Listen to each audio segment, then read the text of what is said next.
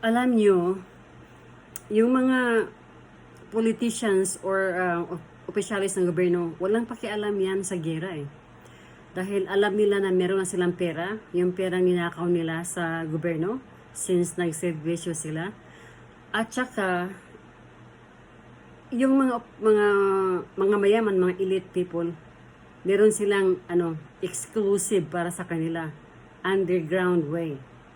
So kung anong mangyari, kung mayroong bombahan dyan, o mayroong mga bombing, pwede sila magtago sa ilalim. Dahil meron talagang underground. Kung saan-saan. Kahit saang sulok, Amerika, Canada, Australia, saka sa mga liit na country. Meron talagang mga underground yan, guys. Kaya magdahan-dahan kayo. Pag mayroong war, magtago na lang kayo. Gagawa kayo ng underground sa bahay nyo. Kasi ang mga opisyalis, marami yan. Marami silang pera. At saka meron pa yung mga pagkain naka-store sa ilalim ng ng underground nila. Good for 1 year.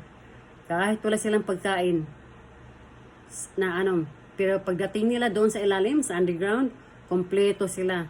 Meron sila doong special na mga air, mga tubig, good for 1 year, konsumo para doon. So from the president hanggang pinaka lowest official sa government, pwede doon. Lalo na yung mga trabaho sa Malacanang, lahat ng mga tao na yan. May mga underground hideaway yan. So kawawa ang mga tao because they don't care ordinary people. So sa panahon ngayon, dapat nga ang ordinary ang manalo eh. Dahil itong mga mayaman, tapos na sila nagnakaw for 30 years in service nila sa gobyerno, ang dami nilang nanakaw.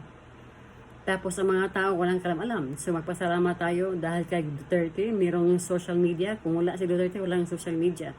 Dahil ang gusto ng big media lang ang dapat magkalat ng news, walang iba. Which is pangit, di ba? So hanggang dito lang guys. Ingat.